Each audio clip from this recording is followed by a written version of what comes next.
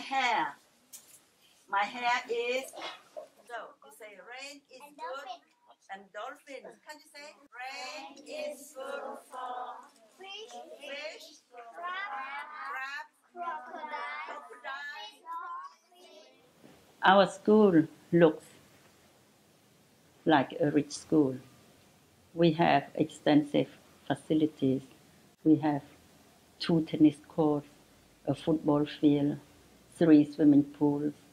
We have a skate park, everything you can dream of.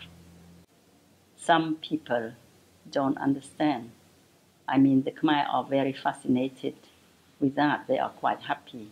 But Western people, sometimes they don't understand. They think, why all this? Is it really necessary? In Cambodia, there is no such thing as a leisure center for the children. Only children of the rich could enjoy all those sport activities. Poor children roam the streets. So all this leads to activities like drugs and so. I would like to offer them other opportunities. Those facilities will be open free of charge to children in the area.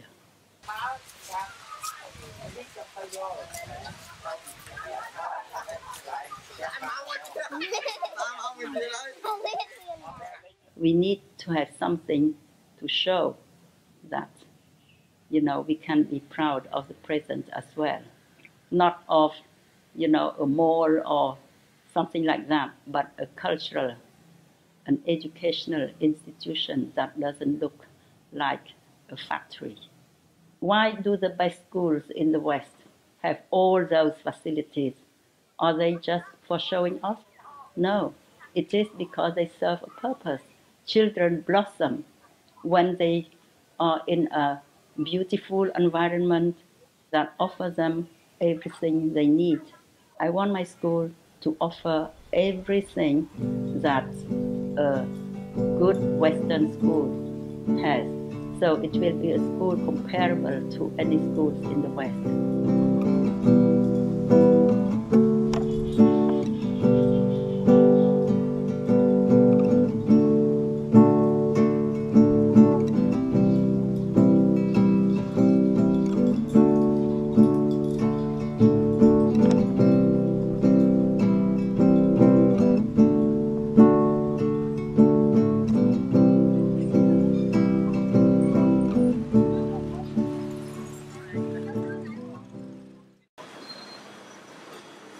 Well, it was somewhere here in this area that I grew up. There was no buildings like this. It was just houses, wooden houses on stilts. So we lived here, and my parents had a small business on the street, on the pavement, like these people. My father had a bicycle repair kit, and my mother had a coffee stall.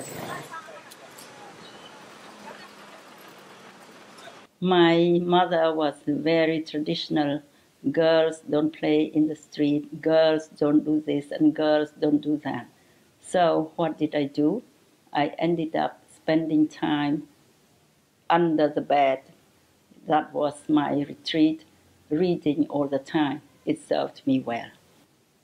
My parents were very poor then, but, it was a credit to them. They sent us all to school, and they managed always to give us pocket money. I saved money in a piggy bank all the time, and I was very aware since an early age of how hard our life was.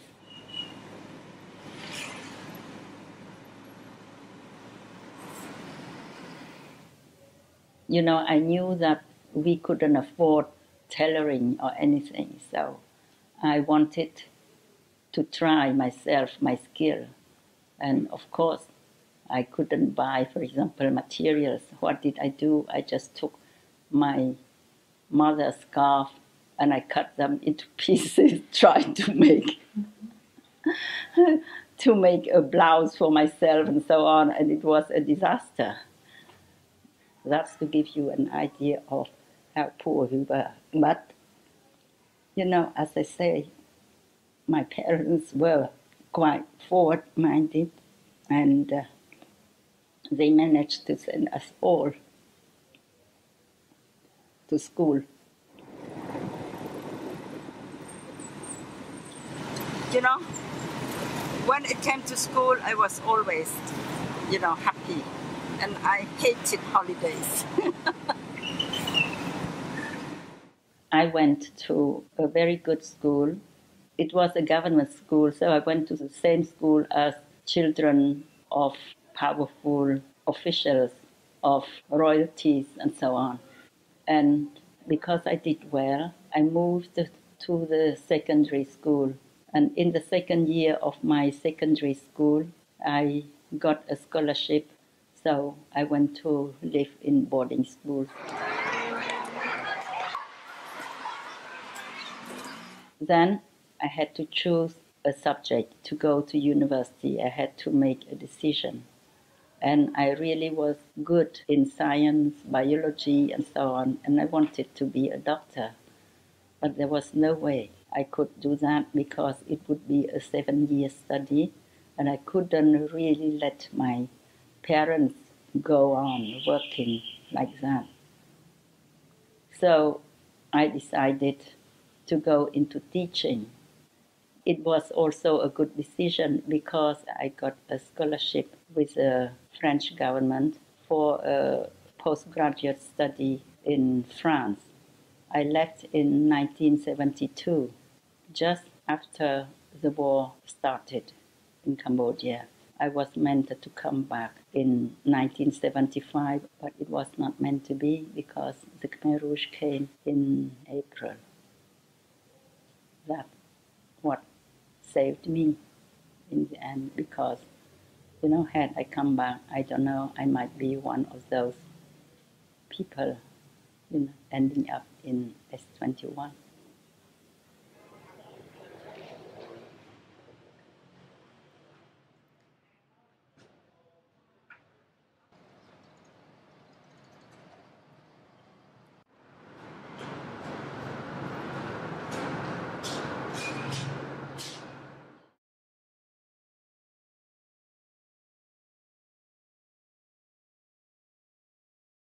We heard from people and from the media that Cambodia had massacred its citizens. There was starvation going on. I thought it was an American propaganda, anti-communist propaganda, and so on. So we refused somehow to believe those rumors. But then one day we were invited to go and visit a refugee family. They told us horror stories about how they escaped from the Khmer Rouge.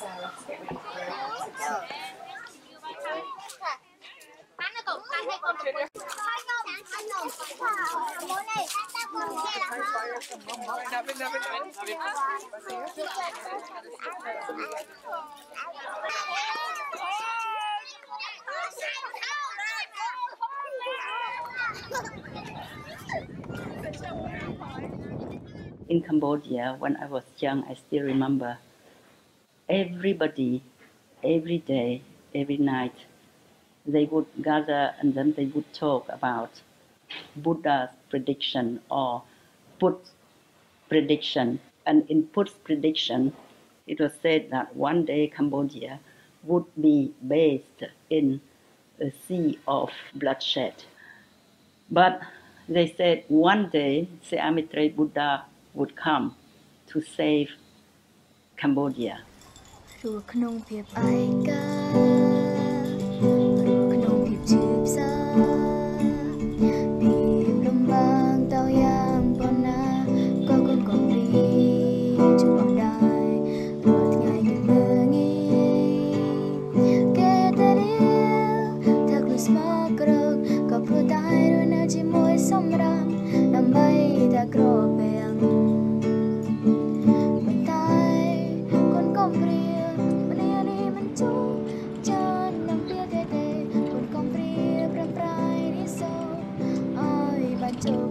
The wheels of history started in 1969, and it was linked to the geopolitical situation of the time with the war in Vietnam and so on. Cambodia was supposed to be a neutral country, but Sihanouk sided with the communist Vietnamese. The Americans had an excuse to come into Cambodia and bomb our villages. And at the same time, the economic situation deteriorated. Sihanouk refused the U.S. aid. So at the end, in 1969, the situation was really dramatic. Sihanouk set up a new government headed by Lon Nol.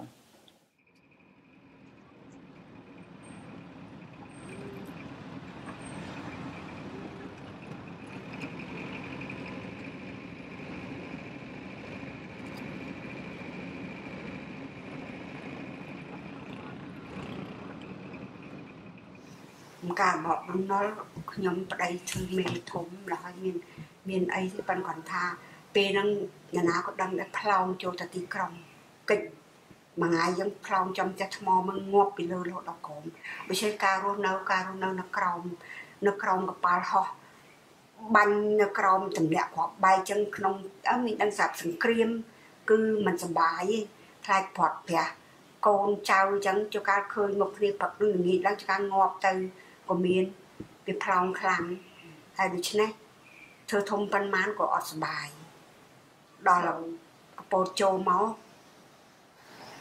hạt tà bê tà nia chiên ăn lông nol nông tiệt chùm nón lông nol nông tiệt.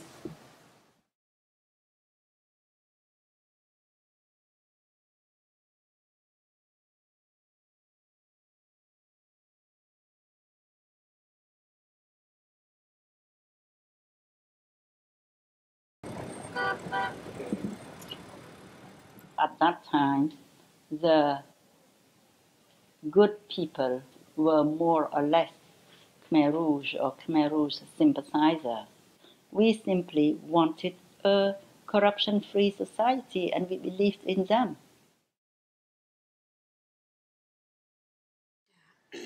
Chanh ca chanh buôn mà ngài đầm pal mê xa nó mong pal prắc nó rút cỏ cho bên tí còng à ca pe ca nó kiếm chập làm chữ po tới pet của bột cho nó bia sẽ thả ao chanh bị tí còng bay ngay của ấy Americ nên từng đã các bà họ cho màu hay mình nẹp đưa xôn chấm con nóm như rụt đập pet rụt đài vào đây nhầm chungกับភ្លើងថាអត់ទេឥឡូវអ្នកឯងមុននឹងទឹកចាក់មុននឹងរត់ត្រូវបង្កើតកូនឲ្យប្រពន្ធខ្ញុំសិនទៅប្រពន្ធជឿពោះហើយព្រោះចិត្តមានវាចិត្តកើតហើយឥឡូវជួយផងបើមិនជួយខ្ញុំអត់ឲ្យអ្នកឯងចេញទេខ្ញុំជុំមកភ្លើងហើយខ្ញុំអត់ធ្វើឲ្យអ្នកឯងទៅគាត់ណាជួយបង្កើតកូនឲ្យប្រពន្ធខ្ញុំសិនដល់បង្កើតបានហើយមួយទឹកបានថា2ម៉ោងក៏ខ្ចប់ពេកកូនដាក់កម្មាប៉ាវាឲ្យខ្ញុំក៏ចុះដើរមករហូតទៅដល់ច្បាមពោ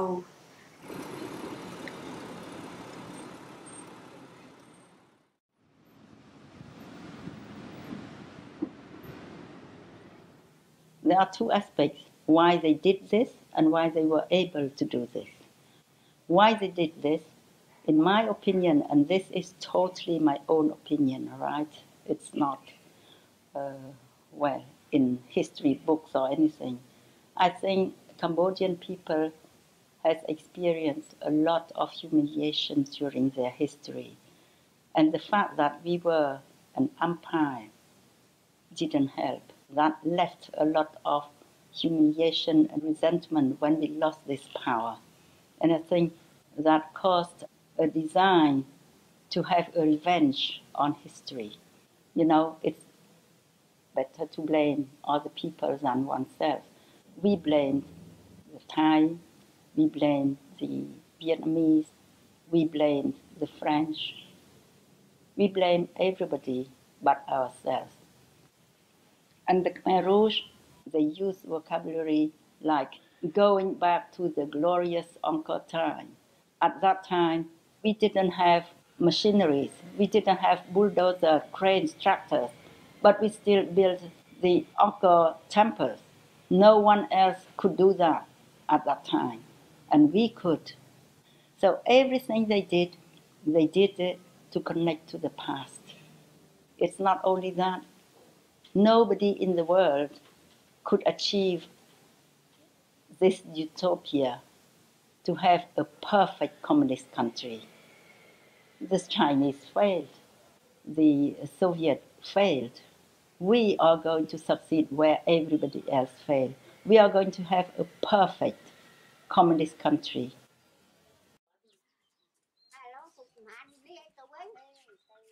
សងរោងពកស្លឹកហ្នឹងហើយនៅនឹងដល់បាន2យប់ថ្ងៃប្រហែលជាម៉ោង3ថ្ងៃទី20កូនព្រោះកាលហ្នឹងមាននាឡិកាដល់មើលទៅដឹងថ្ងៃ23ពេលម៉ោងប្រហែល3ហ្នឹងផ្នែកខំវាមកគេថាណាឥឡូវឈ្មោះឈឹមអឿនទៅធ្វើការនៅក្រៅភូមិអត់ឲ្យយកពុនកូនទៅឯង ឪពុកក្មេងខ្ញុំយំហួយថាតែយកទៅអញ្ចឹងច្បាស់ជាសម្លាប់ចោលហើយអត់មានទុកទេឲ្យទៅហៅធ្វើការគឺអញ្ចឹងហើយប៉ាវាសប្រាប់ខ្ញុំថាកុំឲ្យខ្ញុំយំអីតែយំយ៉ាត់គេសម្លាប់ដូច្នេះឲ្យគាត់ទៅតាមសម្រួលទៅដល់ទៅបាន2ម៉ោងសូផាំងនោះពុកក្មេងថាទៅយំខ្លាំង nhập phu nó cái sờ lạnh cái mau ta con ta ai nó cái bánh nó còi phu mà ta chẳng hay nó nghe hiên chung là cái ta cũng chung mà ta dùng giả po cho thiệt nó nghe chung ấy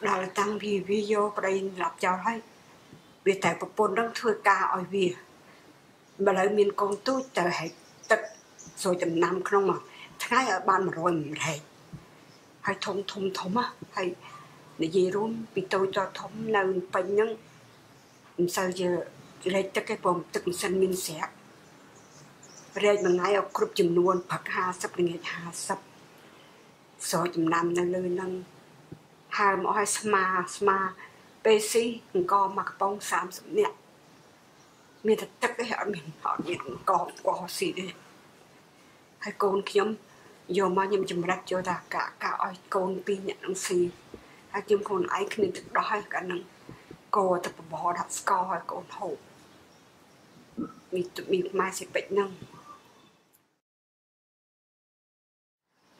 hai sai kiếm rạch đây bộ cái à nhưng đó con bàn thông đi bàn mặt chân nam mà khu bị tới nhưng mà đây cái lên môi cái áo lên cái bố cái thà niềng đây cái vô ta vay chân ta mà không thử cá cái vô ta sắm lạp chào này hai nhưng nước anh nhặt côn cha không thử cá đâu để ở chụp nào cũng sao nhưng thà nhưng cái đây nhưng thử cá thà hơi để ở bên thốn này được khi nào ở được côn thua cái cha sập hẹp gan phải cái bực khiêm lái cái dục đầy tấu hay đang bị dung buồn bèn ngay bắt luôn cái ta cái vô ta làm cháu đó cái nhé siêu thư ca người ta đạo của mình chừng nánh đọ của mình thà đôi khi cái vô ta vài cháu này đôi khi khiêm nên smart đầy mỗi cái phẳng phèn thư ca on luôn nhưng thư ca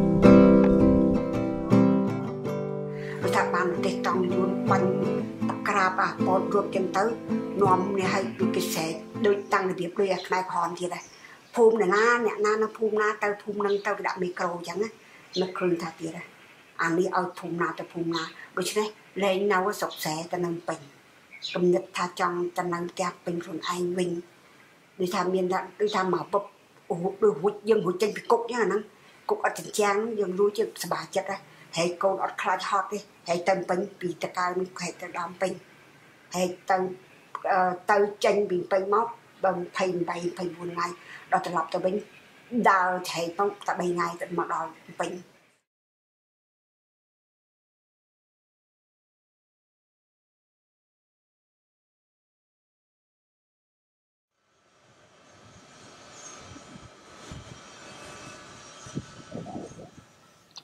You know, when we came to Cambodia, well, for me, I knew I had no more family, but my husband was not the same. His family was from Kampong Cham, and he heard from time to time from Kamsang, who was his cousin and with whom he lived when he was a young boy and a teenager. And from time to time, she came to see us. And one day, when my husband was ill and diagnosed with cancer, I phoned her. I said, Tin was diagnosed with lung cancer.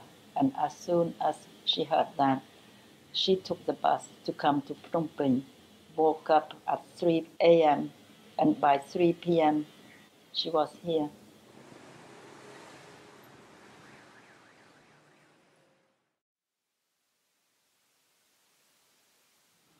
When my husband died, I wanted to, show my gratitude. So I asked her whether she wanted to give an education to her grandchildren, who was born of the mother she delivered on the day the Khmer Rouge came to power. So that little girl grew up to become a mother, and she had 2 children, Samrat and Sripik. I said, there is no future for them. If you want to give them a future, come to Phnom Penh. When she came, I didn't have a role for her or anything, but then she was very active. She helped wherever needed without me prompting her or asking her anything. So she cleaned, she washed, she helped with the children at the nursery and so on. She helped at the gate, greeting parents. So little by little her role grew.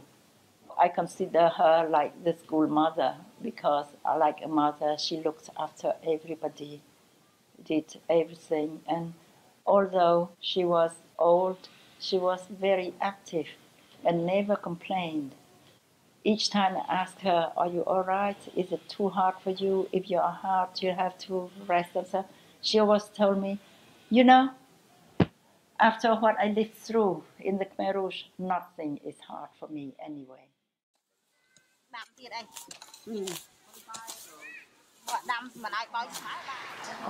្ញុំគិតថាជីវិតខ្ញុំហ្នឹងវាចិត្ត2ចិត្ត3វាចុងក្រោយហើយបានគាត់ថាអ្វីដែលបានមានប្រយោជន៍ខ្ញុំតែធ្វើរហូតដល់ពេលចុងក្រោយដូច្នេះចង់ថារស់នៅអ្វីដែលមានប្រយោជន៍កុំអត់ឲ្យប្រយោជន៍ខ្ញុំធ្វើតែដូច្នេះកម្លាំងខ្ញុំនៅមាំរឹងមាំធ្វើបានខ្ញុំធ្វើរហូតដល់ពេលណាដែលខ្ញុំថាខ្ញុំធ្វើលេងកើតនឹងបានខ្ញុំសុំឈប់ឥឡូវខ្ញុំនៅមានកម្លាំងពេញធ្វើការជួយមីងហើយណាមួយចៅខ្ញុំ6 7ឆ្នាំមកមីងចិញ្ចឹមរហូតទាំងចៅទាំងយាយនោះគឺកម្លាំងចិត្តនោះវាអស្ចារ្យវាដូចថានឹកគុណមីងអត់ភ្លេចត្រូវតែដូចថាមានគំនិតមួយថាជួយមីងរហូតដល់ថ្ងៃស្លាប់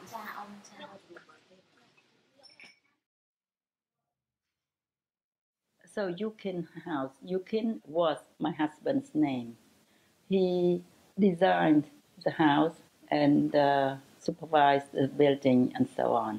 The house was built to be a school. So we started to have primary classes in the building here where the guest rooms are. But they were not really designed to be classrooms because they were quite small. Then the house next door became vacant, and I thought it was a golden opportunity to have a school just next door. We decided to rent the house. From the beginning, I thought we could convert the school into a guest house.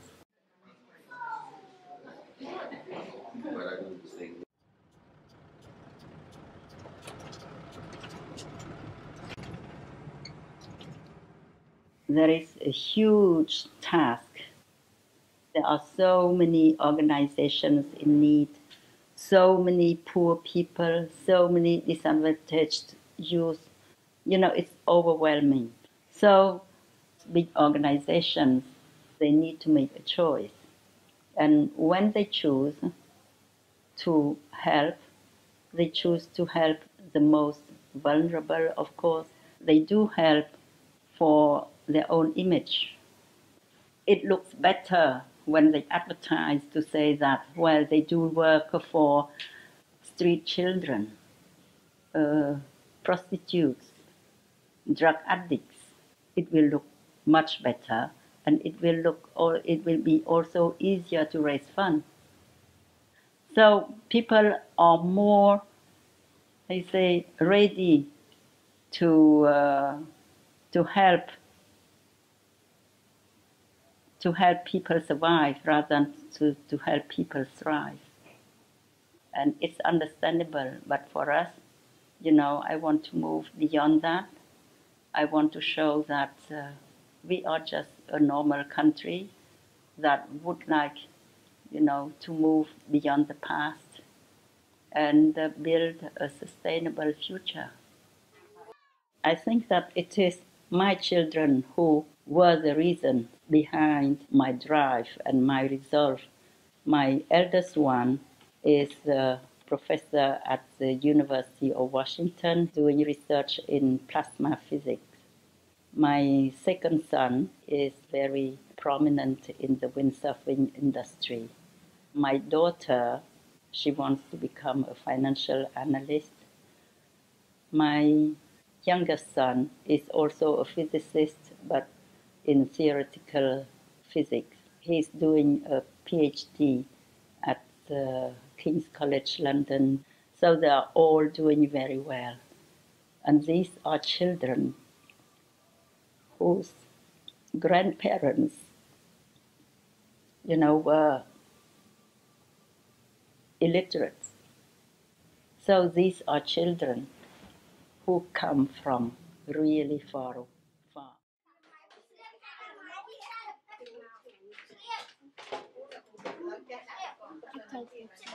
Okay. When I came back to Cambodia in 2003, we found this land with the help of a friend in Tunibati. My husband and I wanted to build a housing compound there where people could live in a sustainable way. But then he died in 2009. I buried him on the plot to stop myself from selling it one day. Then, when we had the notice from the landlord in Phnom Penh and we had to look for a new location, I took the plunge. I said, okay, I have a large plot of land there, why not use it? So I decided we would move the school there. Everybody thought I was mad. Who would follow me to 30 kilometers outside Phnom Penh? And it was true, but I said, well, I'm ready to start from scratch again, and I could work just for the children in the village. I will have a village school, and that's it.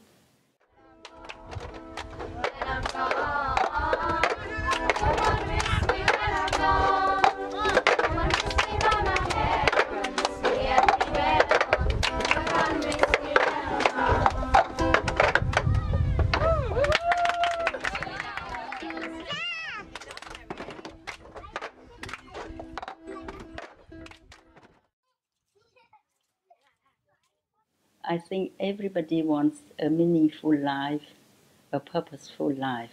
It's the purpose that makes life meaningful. And my purpose is to build a school where in 40 years' time, 30 years' time, we will see a leader with vision. And why do I want this? Because I think all the ills of every country comes from a bad leader. If I want change,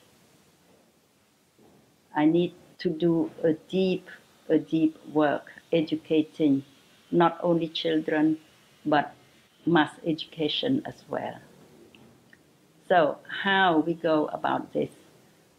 I think if we want to change Cambodia, we need to change the Cambodian mentality and mindset. It means then focusing not only on academic excellence but also on moral education as well.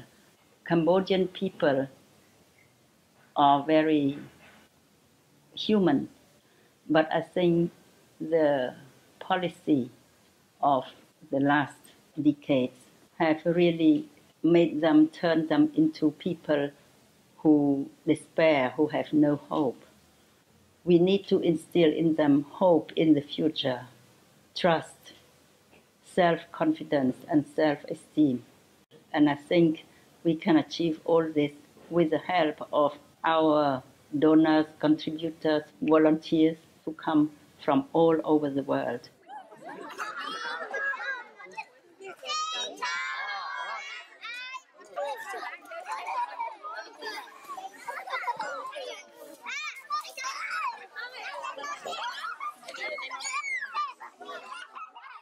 Nhưng chưa chạy ra là có bao giờ dương cứ nước trà nó hay cái chỗ chặt màu nhưng lưu tam tập xa vậy vẫn á cái uột mòn nó cái tha xả nó con cái tầm châu mà tật vì trong màu xả à dùng ăn mình dễ vì chúng phần nào vì tất cả vì trong màu xả hay về bài màu hay kê mình làm ra tha châu riêng cá lên thang ngà khai tập môi cái trong ở con cái riêng đây đôi xa cái cứ bị bỏ té hay là ní con cái về cái lại từ ly thông hột lên sảiไปcái màuตัวโกงlàm đó là cái chè sọp sai bây giờ nhưng sải chặt ra ban là thông Trang ông người là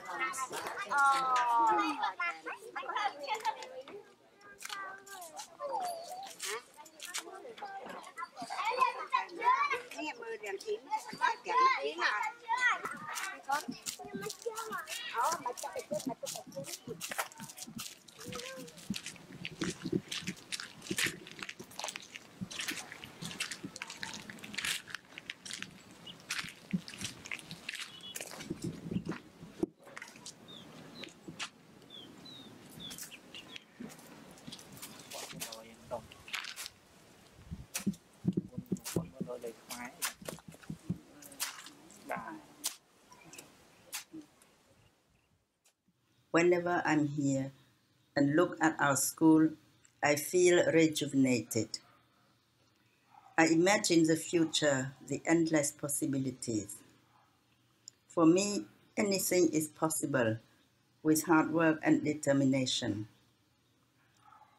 I may not see it in my lifetime, but I know that one day there will be a prosperous Cambodia, a proud Cambodia, a country that values people, respects everyone, and champions human rights and dignity. A Cambodia that is proud of its roots, that has learned from its tragic history. A country built through education and principles of freedom in every sense of the word. Civilization in a sharing and caring manner. And last, but not least, love for everyone. I know we can achieve this. This is my dream for my country. Together, we have risen from ashes. Together, we will soar to the sky.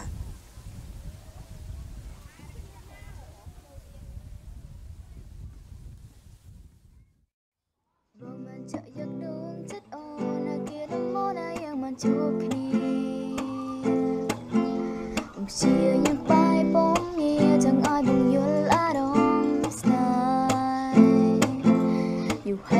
ខ្លួនឯងពេលនេះបើបែររងត្រឹមនេះមិនចង់ឲ្យបងដឹងឡើយតែទោះជាយ៉ាងណាក៏ធ្វើមិនបានដងបែ